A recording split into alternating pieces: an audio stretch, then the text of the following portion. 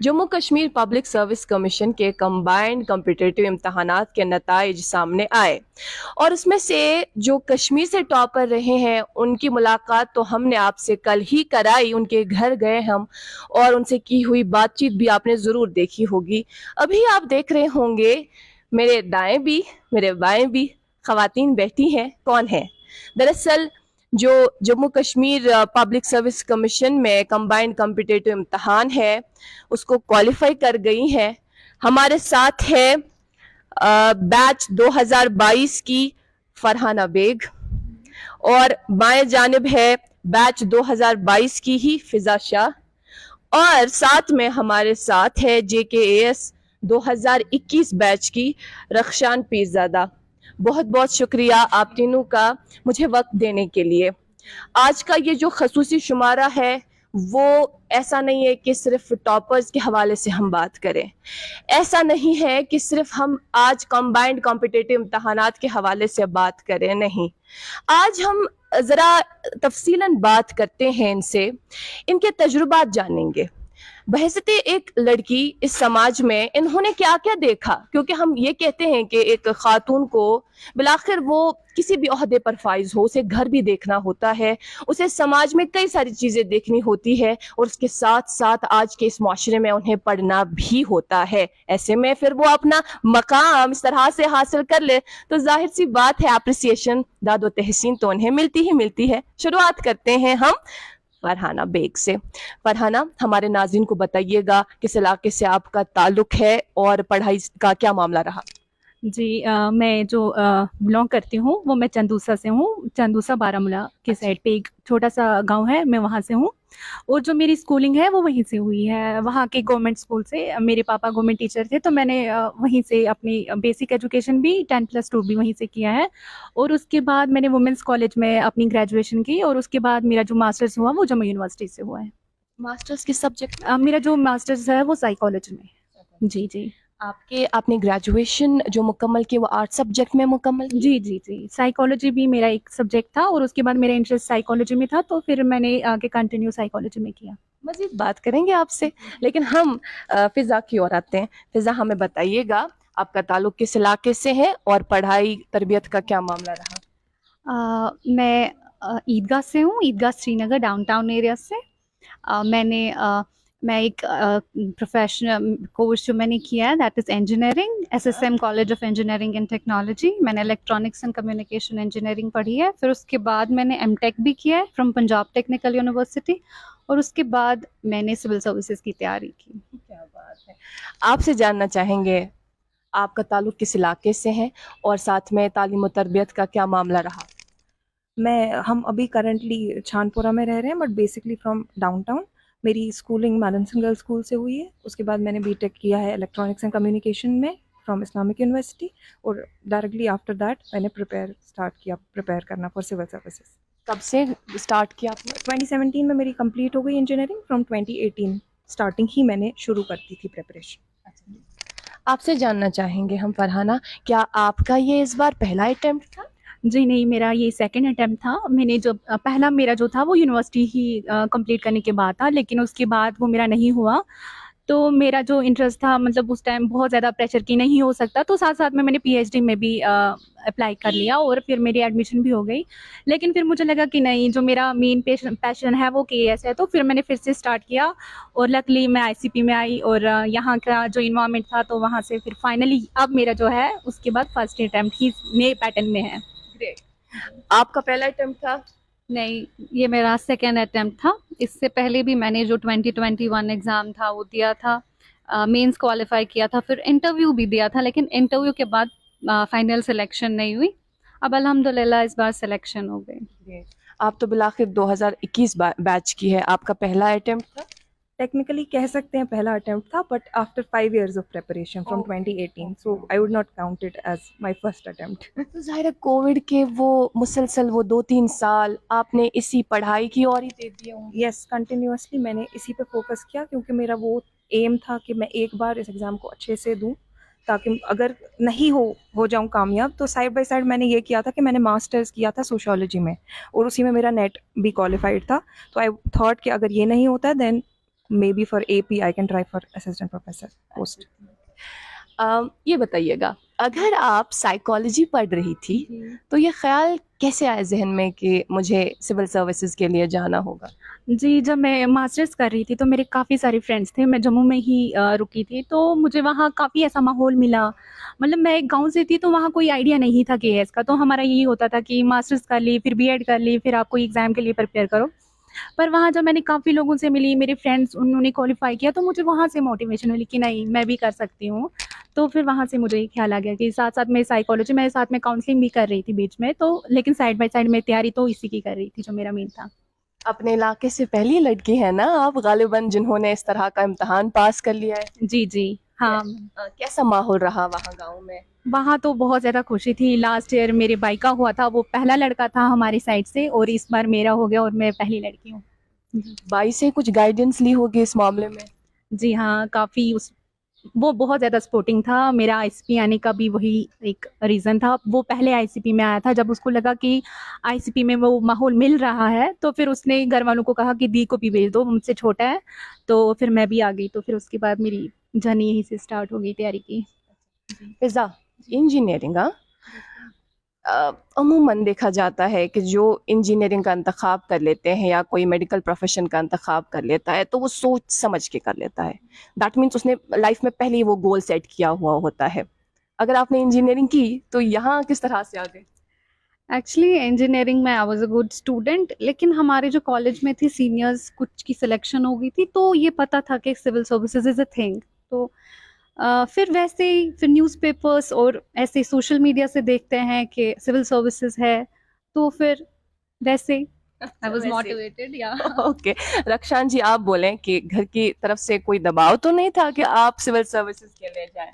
नहीं, बिल्कुल भी कोई दबाव नहीं था। ड्यूरिंग इंजीनियरिंग ही मैंने डिसाइड किया कि सिविल सर्विसेज के लिए जाऊंगी। उसका एक रीज़न ये भी था कि जो इंजीनियरिंग वाली जॉब्स होती हैं वो लार्जली, अगर हम इलेक्ट्रॉनिक्स एंड कम्युनिकेशन की बात करें, तो बैक एंड पे काम होता है।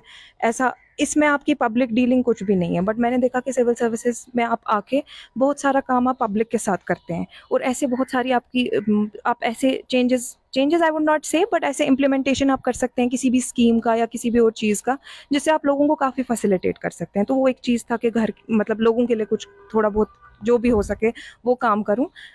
अदरवाइज कोई घर की तरफ से कोई प्रेशर नहीं था, बल्कि मैं ये कहूँगी कि मेरे फादर काफ़ी रिलक्टेंट भी थे सिविल सर्विसेज के लिए। He was because he is an engineer, तो उनका काफ़ी ये था कि इंजीनियरिंग में ही आप कंटिन्यू करो। But due to my own passion I would say I went to मतलब दिस वाला ये वाला फील्ड। सॉरी। अभी तक हम आप तीनों से लगातार एक नाम तो जरूर सुन रहे हैं, वो ये कि आईसीपी आपने भी कहा, आपने भी कहा। हमारे नाजरीन को आप तीनों में से कौन सही से एलॉबरेट कर पाएगा कि आईसीपी क्या है? मुझे लगता है फिजा, क्योंकि फिजा थोड़े पहले टाइम से यहाँ प्रिपेयर कर रही फिजा, थी। ठीक है फिजा। आईसीपी एक it's a trust initiative for competition promotion. तो यहाँ पे हमें एक फैसिलिटी मिलती है, हमें हॉस्टल प्रोवाइड किया जाता है गर्ल्स के लिए, specially I will talk about girls. तो हम तीनों वी आर फ्रेंड्स एंड हम रूममेट्स भी रहे, हम हॉस्टल मेट्स रहे, हम साथ में पढ़े हैं। तो हमारा आईसीपी में कैसे सिलेक्शन होता है, हमारा एक एग्ज़ाम होता है आईसीपी में, तो हम मेरिट बेस पे हम वहाँ जाते हैं आईसीपी हॉस्टल, और वो हमें रेजिडेंशियल एक माहौल वहाँ मिलता है। हम सुबह से शाम पढ़ो और मस्ती भी करो, और वैसे टाइप का, और एनवायरनमेंट ऐसा बनता है कि घर से बाहर आप हो तो, और स्ट्रेस वगैरह वो सब भी, फैमिली प्रेशर भी नहीं होता है जब हम हॉस्टल में होते हैं। तो कुछ खर्चा करना पड़ता है? खर्चा वो तो खुद पे डिपेंड है, हम क्या खर्चा करेंगे। हाँ, तो एक चीज़ है कि आईसीपी आई वुड से जिनको नहीं पता है, जैसे दिल्ली में we have Zakat foundation of India, we have Jamia Hamdard, JHRCA, ये रेजिडेंशियल कोचिंग एकेडमीज़ हैं जो आपको कोचिंग भी प्रोवाइड करती हैं और लॉजिंग फैसिलिटी भी प्रोवाइड करती हैं। तो इन कश्मीर आई वुड से इन JNK ये एक आईसीपी एक ऐसा वाहिद इंस्टीट्यूशन है जो आपको अभी लॉजिंग फैसिलिटी प्रोवाइड कर रहा है। हाँ, कोचिंग नहीं प्रोवाइड कर रहे, बट बिकॉज वो आजकल ऑनलाइन आपको सब कुछ अवेलेबल है। बट एक बहुत इंपॉर्टेंट चीज़ है जो एनवायरनमेंट, आपके इर्द गिर्द आपको सिर्फ ऐसे ही लोग मिलेंगे जो इसी एग्ज़ाम के लिए प्रिपेयर कर रहे हैं, तो वो आपका एक पॉजिटिव कंपटीशन वहाँ बहुत प्रमोट करते हैं। तो वो एक इम्पॉर्टेंट चीज़ है जो आपको यहाँ माहौल मिलता है, वो आपको घर बैठ के नहीं मिल सकता। तो हम ये कह सकते हैं कि ये एक ऐसा इदारा है, एक ऐसा ट्रस्ट है जहाँ पर जो एस्पायरेंट्स हो, जो ये ख्वाब रखते हैं कि हम सिविल सर्विसेज में आए या कंबाइंड कॉम्पिटिटिव इम्तहानात दें, तो अब वो चाहते हैं तैयारी करें। उसके लिए घर पे बैठ के भी तो कर सकते हैं, लेकिन आप जानते हैं कि घर पे किस तरह के मामलात रहते हैं, वहाँ से भी हमें शोर सुनना पड़ता है। यहाँ कोई रिलेटिव आ गया तो उठो, किताबें वहाँ रखो, साइड पे रखो और उन्हें अटेंड करो। यहाँ ऐसा कोई आपको मामला नहीं मिलेगा। आप आएंगे, बॉयज़ के लिए अलग फैसिलिटी है, हॉस्टल फैसिलिटी, गर्ल्स के लिए अलग जगह अलग फैसिलिटी है। वहाँ पर वो मिल बैठ के ग्रुप स्टडी करते हैं, और साथ में मेरे ख्याल से कई सारी चीज़ें जो आप तीनों ने एक्सपीरियंस की हुई है, अपने नाज़रीन को बताना चाहेंगे। तीनों एक ही ग्रुप में थी और एक साथ पढ़ाई करती थी। लेकिन मेरे जहन में ये ख्याल आया, फिर भी मैं पूछ लूँ, मुझे तो इसका जवाब मालूम है। अगर आप दोनों श्रीनगर से ही है और आईसीपी भी श्रीनगर में ही है, तो आपको श्रीनगर से श्रीनगर क्यों आना है? लाइक आप घर पे भी तो पढ़ सकते थे अलग कमरे में। उसकी एक ये वजह है कि घर पे तो पढ़ सकते हैं हम, घर पे तो हम पढ़ सकते हैं, लेकिन ये चीज़ है कि घर पे आपको एक अलग तरह का, आप अकेले प्रिपेयर कर रहे हैं तो आपको एक स्ट्रेस होता है। यू डोंट नो कि आपका कॉम्पिटिटर, या जो कॉम्पिटिटर भी है फ्रेंड भी है, मतलब दूसरा, मैं वैसे बात करूंगी कि वो किस लेवल की प्रिपरेशन है उसकी, तो एक असेसमेंट नहीं हो पाती प्रॉपर कि आप किस जगह एक्चुअली स्टैंड करते हैं। वो एक प्रॉब्लम है। दूसरी प्रॉब्लम ये चीज़ है कि घर पे आपको बहुत सारे प्रेशर्स होते हैं, जैसे घर का काम, आपके कभी पेरेंट्स भी आपको कोई चीज़ बोलेंगे, ये चीज़ काम करो, ये काम करो, तो वो एक प्रॉपर शेड्यूल, टाइट शेड्यूल नहीं रहता, उतना सीरियसली आप नहीं पढ़ पाते हैं। वो एक चीज़ हॉस्टल में नहीं होती। एक तो आपके इर्द गिर्द वैसे ही लोग हैं जो इसी एग्जाम के लिए प्रिपेयर कर रहे हैं, तो आपको वहाँ एक प्रॉपर ग्रुप मिलता है जिसमें आप इजीली खुद को असेस भी कर सकते हैं, पढ़ भी सकते हैं। और इसके साथ साथ ये बहुत इंपॉर्टेंट है कि जो भी इस एग्जाम के लिए पढ़ रहे हैं उनको ऐसा लगता है शायद हम 24/7 पढ़ते रहते हैं, but that is not the case. हम जैसे अगर हम अपना बोले तो हम जैसे सुबह शुरू करते थे, हम कुछ 3 घंटा 4 घंटा या 2-3 घंटा रख लेते थे पढ़ना। हम 8 बजे, उससे जल्दी तो नहीं हम उठते थे, वो भी हम 9 बजे तक ब्रेकफास्ट ही कर रहे होते थे। Then 9 to I would say 12 और 1 हम पढ़ते थे, ठीक है। तो उसमें भी 50, it is not like continuous stretch पे पढ़ते थे, बीच में हम ब्रेक लेते थे, जैसे टी ब्रेक या कुछ स्नैक्स वगैरह, वैसे सब थोड़ा बहुत वो कर लिया। फिर 1 बजे जैसे लंच आ जाता था, तो लंच के बाद वाला हमारा टाइम होता था या तो नैप वाला टाइम, या फिर हम बातें आते या कुछ ऐसा, या थोड़ा म्यूजिक सुन लिया, कुछ थोड़ा बहुत रिक्रिएशनल। फिर उसके बाद फिर से फॉर एग्जांपल 2 या 3 से स्टार्ट किया, तो लाइक 6 या 7 तक, डिपेंडिंग ऑन जो भी आपका समर या विंटर जैसा भी आपका चल रहा होगा, तो वो एक स्टडी वाला टाइम ले लिया। उसके बाद हम जाते थे एक रिक्रिएशन, हमने जॉगिंग, जॉगर्स पार्क हम यहीं नज़दीक है हॉस्टल के, वहाँ हम जाते थे जॉगिंग के लिए। उसके बाद हम वापस आते थे, फिर दिन फिर से 2 घंटा पढ़ाई करते थे, उसके बाद डिनर, फिर और थोड़ा मतलब 1 घंटा 1.5 घंटा हम ब्रेक ले लेते थे। उसमें हम जो भी, हमें किसी दिन मूवी देख ली या जो भी हमें बेटर लगता था, हाँ। तो ऐसा नहीं था कि हम कंटिन्यूअसली खुद को स्ट्रेस आउट कर रहे थे, तो उसमें हमने एंजॉय भी किया है इस पूरे पीरियड में अलॉन्ग विद स्टडिंग। इस पे अब बाकी ये लोग ऐड करेंगे। ठीक है, बहुत बहुत शुक्रिया। अब मेरे ख्याल से जिस तरह से आपने तफसीलन बता दिया कि किस तरह से आप पढ़ाई करते रहे और बीच में आप लोग, ऐसा नहीं है कि सिर्फ पढ़ाई कर ली, बल्कि जो आपकी अपनी अपनी हॉबीज़ हैं उसमें भी आप बराबर शरीक होते रहे इस बीच। और साथ में नाज़रीन मोहतरम, जो यहाँ पर इस वक्त आप देख रहे हैं, ये ऐसी ख़वातीन हैं जिन्होंने कंबाइंड कॉम्पिटिटिव इम्तहानात क्वालिफ़ाई किए हैं और साथ में अच्छा मकाम भी हासिल किया है। इंशाल्लाह आने वाले दिनों में इनको मुख्तलिफ डिपार्टमेंट्स अलॉट किए जाएंगे। हम आपसे जानना चाहेंगे फरहाना, आप बारामूला से हैं, बारामूला के एक ऐसे इलाके से जिसका आपने अभी जिक्र किया कि आप पहली खातून हैं वहाँ जिन्होंने ये क्वालिफ़ाई किया है, वहाँ पढ़ाई के रिलेटेड कैसा माहौल है या सोसाइटी वगैरह? ऐसे पढ़ाई के लिए तो अच्छा माहौल है, लेकिन वहाँ काफ़ी ज़्यादा स्ट्रगल भी करना पड़ता है। जैसे हमारे साइड की मैं ये बताना चाहती हूँ, वहाँ के जो बच्चे हैं उनको काफ़ी मुश्किलात का सामना करना पड़ता है। जैसे मैंने जो देखा है ट्रांसपोर्ट का, हमारा जो एरिया है वो हिली एरिया है, तो वहाँ से जो गाड़ी जाती हैं वो लोकल बसेस नहीं जाती हैं, वहाँ से सोमोज या ये प्राइवेट जाती हैं, जिसका फेयर बहुत ज़्यादा होता है। तो वहाँ थोड़ी एजुकेशन कम है एज़ कम्पेयर टू, मुझे लगता है, बाकी जगहों की। लड़कियाँ ज़्यादातर अफोर्ड नहीं कर सकती हैं जाना, क्योंकि लोकल ट्रांसपोर्ट नहीं है और दूर भी पड़ता है। हमारा जो कॉलेज है वो हमें 16 किलोमीटर दूर पड़ता है, तो वहाँ ये चीज़ें मैंने फेस की हुई हैं। अच्छा, हम अक्सर देखते हैं ना, पहले प्रिलिमिनरी इम्तहानात पास कर लिए, उसके बाद आता है मेंस, तो मेंस में अलग स्ट्रैटेजी के साथ आप जाते हैं इम्तहान देने के लिए, हो गया वो भी क्वालिफाई। अक्सर अक्सर एस्पायरेंट्स ऐसे होते हैं जो इंटरव्यू के टाइम ही फेल हो जाते हैं। ऐसा क्या होता है यार, इंटरव्यू में क्या पूछा जाता है, मुझे भी तो बताओ, हमारे नाज़रीन को भी।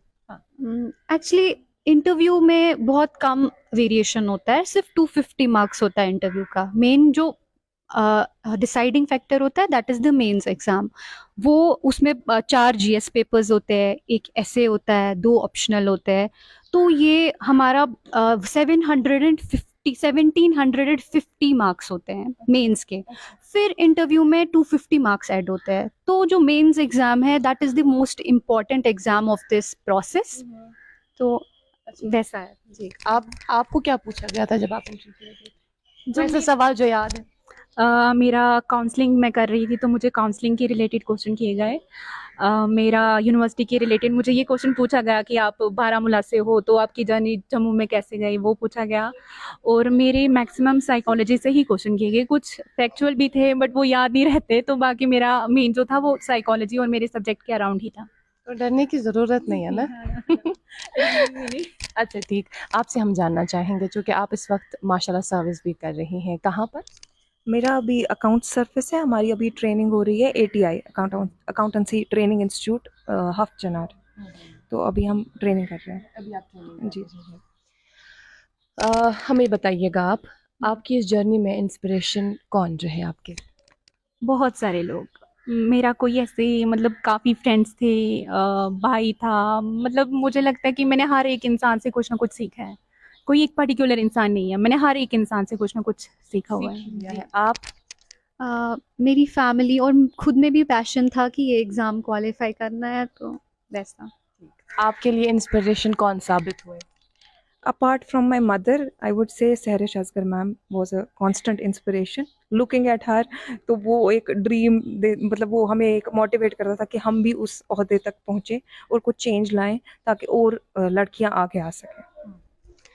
अब मुझे आपसे एक सवाल पूछना है, और कहीं ना कहीं कई सारे लोग जो हैं उनके जहनों में भी इस तरह का सवाल होगा, वो ये कि अमूमन फिर ये लोग शिकायत करते हैं, आम लोग मेरे जैसे वो ये कहते हैं कि जब भी हम फिर मुख्तलिफ दफातर का रुख करते हैं, वहाँ जो अफसरान तैनात होते हैं आप जैसे, हमें काफ़ी ज़्यादा दिक्कत और दुश्वारी का सामना करना पड़ता है, क्योंकि अफसरान के पास कभी वक्त नहीं होता या हमारे साथ सही से पेश नहीं आते या कुछ ऐसा। जब आप इंशाल्लाह इस मैदान में जाएंगी, अल्लाह ताला आपको और मज़ीद तरक्की दे, तो क्या ख्याल पाला है, क्या रखा है जहन में, आप बोलें। अभी तो मेरा मतलब यही है कि जितना मेरे से हो सकता है मैं वो करूँगी। जो मतलब आप कर सकते हो, अगर कोई आपके पास फाइल है, अगर आप उस टाइम कंप्लीट कर सकते हो तो क्यों किसी को नेक्स्ट टाइम के लिए बोलना। तो बाकी तो एक्सपीरियंस अभी वो है नहीं, अभी इंशाल्लाह जब आने फील्ड वाले में वक्त जाएंगे तो वो तभी फील होगा। आप हाँ, क्या सोचा है? सिमिलर इंशाल्लाह good service, I will provide good service to the people. इंशाल्लाह। अल्हम्दुलिल्लाह हमने क्वालिफाई किया exam and people will look upon us, specially the girls. तो उनके लिए obviously we will try to be good. आप तो सर्विस कर रही हैं ना, कैसे मामलात रहते हैं और क्या ख्याल था आपके जहन में जब आपने एक डिपार्टमेंट ज्वाइन किया? अभी मेरी ट्रेनिंग ही हो रही है तो अभी मैं ज़्यादा नहीं बोल Dealings सकती इस नहीं रही पे। अभी नहीं, आप? अभी डीलिंग्स नहीं रही। बट मेन चीज़ मुझे ये समझ आया कि वी आर फैसिलिटेटर्स, तो हमारी भी कुछ लिमिटेशंस है। ऐसा नहीं है कि हम पे कोई चेक नहीं होता, हमें भी अकाउंटेबिलिटी है हमारी कि हम अपना पर्टिकुलरली, स्पेशली मुझे लगता है अब टाइम्स हैव चेंज्ड, तो अभी अब डिजिटल वाला ज़माना है, तो इवन पीपल कैन चेक। जैसे हमारे चाहे ग्रीवियंस रेड्रेसल सेल है या डिफरेंट डिफरेंट प्लेटफॉर्म्स है जिससे आप कांस्टेंट एक मॉनिटर कर सकते हैं आपका जो पब्लिक सर्वेंट है वो काम कर रहा है सही से या नहीं। तो मुझे लगता है वो चीज़ काफ़ी ख़त्म हो चुकी है कि we are not doing any work. हम ऑलरेडी देख रहे हैं कितने बहुत सारे पब्लिक सर्वेंट्स जो बहुत अच्छा काम कर रहे हैं। आखिर पर एक सवाल, और वो आप तीनों की तरफ से एक मैसेज ही जाएगी हमारे नाजरीन के लिए। आजकल हम समाज में देख रहे हैं कई सारी बुराइयां जन्म ले रही हैं, जिसमें ड्रग अब्यूज़ का सबसे बड़ा मसला है, और आए दिन इस पर एक एक रिपोर्ट आती जाती है और हम देख रहे हैं, और लोग तो परेशान होते ही है, बिलखुसूस वालिदैन। तमाम जो यूथ है इस वक्त जो देख रहे हैं, क्या बोलना चाहेंगी उन्हें आप? ड्रग का जो मेन जो इशू मैंने देखा मतलब क्योंकि आप बड़ा, काउंसलर भी हाँ। और मैं एज ए ड्रग के लिए काउंसलिंग नहीं कर रही थी, लेकिन मेरे जो कांटेक्ट में सारे हैं, काफ़ी सारे वो आप इसका, जानती हैं। हाँ जी। तो मुझे जो ये लगा कि एक तो ईज़िली अवेलेबल है मार्केट में, आप मतलब ले रहे हो कहीं से, साथ में आपका जो पीर प्रेशर है, आपका ग्रुप है, आपकी स्कूलिंग जो है, खासकर में पेरेंटिंग का जो है, फैमिलीज़ को लगता है कि हम अपने बच्चों को आराम से मतलब देखते हैं, उनको हर चीज़ प्रोवाइड करते हैं, बट जो मेन चीज़ है वो उनसे पूछते ही नहीं है। मतलब कोई बच्चा आया स्ट्रेस में है तो क्यों है, लेकिन आजकल इतना ज़्यादा कंपटीशन है, जैसे 10th का रिजल्ट निकल गया तो लोगों का ये होता है, एक ने इतने मार्क्स लाए तो तुम्हें नेक्स्ट टाइम इतने लाने, तो वो भी एक प्रेशर है जो बच्चे ज़्यादातर हैंडल नहीं कर पाते। तो एज ए मतलब जो हैंडल नहीं कर पाते तो एक डिनाइल मतलब में चले जाते हैं, तो कहीं छुपने के लिए एक ड्रग यूज़ करते हैं। वो मेरा तो साइकोलॉजी का जो है वो बाकी इनसे पूछेंगे।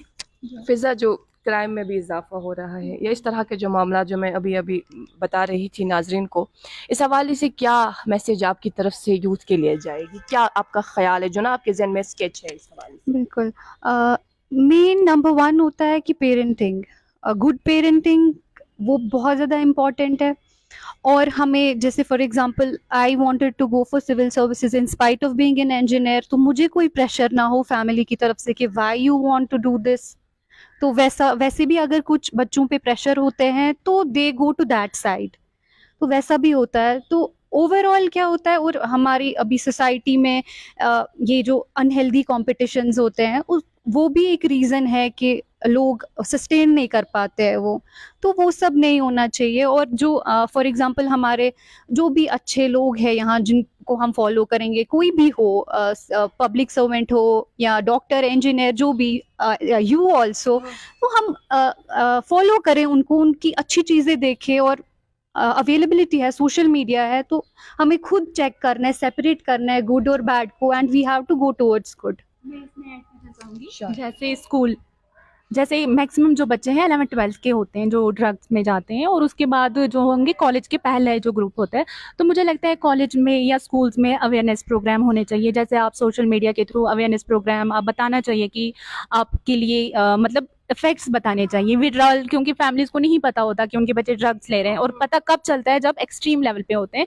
तो ऐसा होना चाहिए कि फैमिली को इन्वॉल्व करो, काउंसलिंग दो कि आप अपने बच्चों में वो चीज़ें देखो, क्या चीज़ें चेंज आ रही हैं। अगर आपका बच्चा आज खुश है तो कल क्यों नहीं, और वो लेट क्या कर रहा है, मतलब इफेक्ट्स देख रहे हो, तो वो चीज़ें आप पहले से ही अगर नोटिस करोगे फर्स्ट स्टेज पे, तो लास्ट स्टेज आने की नौबत ही नहीं पड़ेगी। यकीनन। और कहीं ना कहीं मुझे लगता है कि सबसे पहले ये इस पर नौबत नहीं आनी चाहिए कि वो ड्रग्स कर रहा है या नहीं कर रहा है। सबसे पहले फर्स्ट इनिशियल स्टेप पे ही बच्चों की इस तरह से परवरिश होनी चाहिए कि वो इस और राग़िब ही ना हो, वहाँ जाए ही ना। खैर, आपसे हम जानना चाहेंगे, लास्ट वर्ड्स ही है, इस हवाले से आपके जहन में भी एक स्केच होगा, या मुख्तलिफ जो समाज में हम आजकल देख रहे हैं बुराई काफ़ी ज़्यादा आम है, या जो गालिबन मीडिया के ज़रिए से काफ़ी ज़्यादा आम है, क्या कहना चाहिए? मैं इसमें ये कहना चाहूँगी, इनने ऑलरेडी ऐड किया कि पेरेंटिंग और अननेसेसरी प्रेशर जो बच्चों पे होता है उसकी वजह से ऑलरेडी है ये चीज़। बट उसके apart from that social media I think is a big, I would से a big element in this, क्योंकि सोशल मीडिया में आपको एक तो बच्चे आजकल हर एक everyone is using social media, और काफ़ी ग्लोरीफाई, ऐसे लोग काफ़ी ग्लोरीफाई हो जाते हैं कि आप चाहे वो बाइक स्टंट देखें हम, या कोई भी ऐसी चीज़ देखें, या जो बुरे काम है, एंड द OTT प्लेटफॉर्म्स जिस पे आपको ऐसा कंटेंट होता है कि आप उससे कुछ ऐसे गलत काम में मुब्तला हो सकते हैं। तो आई वुड से उधर पे एक प्रॉपर चेक होना चाहिए from the parents itself, and also कि एक आपको पहले से अगर एजुकेशनल सेटअप में ऐसा हो कि आपकी मॉरल स्टडीज़ हों, या ऐसे आपको be it, I would not say religious, but then a moral code of conduct जो बच्चे फॉलो करें, उनमें नेचुरली ये डेवलप हो, उनको ये चीज़ समझ आए कि सही क्या है और गलत क्या है, वाइल उनको वो लेवरेजेस भी मिले, फैसिलिटीज़ जो उनको घर वाले दे रहे हैं, वो अपॉर्चुनिटी जब हम बात करते हैं कि आप कुछ भी चूज़ कर सकें, but apart from that they are able to distinguish कि आप कौन सी चीज़ गलत है, कहाँ किस तरफ हमें नहीं जाना है, और अपनी चैनलाइज कर सकें वो एक पॉजिटिव एनर्जी, अपनी एक्स्ट्रा करिकुलर एक्टिविटीज़ में पार्टिसिपेट करें, मे बी फुटबॉल, एनीथिंग, ताकि उनकी ये एनर्जी वहाँ पे पॉजिटिव चीज़ों में यूज़ हो। हम 3 फ्रेंड्स थे, Farhana and Fiza Shah, who are also into the services, and मैं लास्ट ईयर मेरा क्वालिफाई हो गया, रक्षान। तो हमने एक ग्रुप में स्टडी की, तो ये इट इज़ वेरी इंपॉर्टेंट कि लड़कियां खासकर they come out and stay here in ICP which we already have described कि इट इज़ अ ट्रस्ट जो आपको रेजिडेंशियल फैसिलिटी प्रोवाइड करता है। तो आप एक ग्रुप में आके एक दूसरे के साथ पढ़ें और एक पॉजिटिव कॉम्पिटिशन बनाएं। ऐसा भी हमने देखा कि काफ़ी जो हमारे साथ थे हॉस्टल में, वो दूसरे को एक कॉम्पिटिटर और एक नेगेटिव नोशन में लेते थे, तो वो चीज़ नहीं होनी चाहिए। एक पॉजिटिवली आपको इकट्ठे काम करना है और इक्वल एफर्ट देना है। आप यू हैव टू बिलीव कि हम सब क्वालिफाई करेंगे। जैसे लास्ट ईयर मेरा हुआ तो इस साल इन 2 का हुआ। और दूसरी चीज़ हमने एक और चीज़ देखी कि जिन बहुत सारी लड़कियों से हम मिले, उनको हमने पूछा आप क्यों नहीं हॉस्टल ज्वाइन कर रहे हैं, तो उनका रीज़न था कि पेरेंट्स अलाउ नहीं करते हैं। आई वुड से it is completely safe over है। यहाँ आपकी सिक्योरिटी भी, सेफ्टी, सब कुछ, सबका ध्यान दिया जाता है। और कम्प्लीटली डिफरेंट आपका जो गर्ल्स हॉस्टल है, it is separate from the boys hostel. तो और एक पॉजिटिव एनवायरनमेंट मिलता है। I would appeal to the parents कि वो अपने बच्चों को आने दें। थैंक यू सो मच आप तीनों का। आज के इस सेशन में आप हमारे साथ रहे और बड़ी ही मुफीद मालूमात आपने हमारे नाज़रीन तक पहुंचाई, इसका बहुत बहुत शुक्रिया। और मुझे उम्मीद है कि जिस सोच के साथ हमने आज का ये सेशन किया, हम उस मकसद में कामयाब हुए होंगे। अभी के लिए इतना ही। कैमरा पर्सन शोएब वानी के साथ मैं इकरा खून, कश्मीर लाइव के लिए।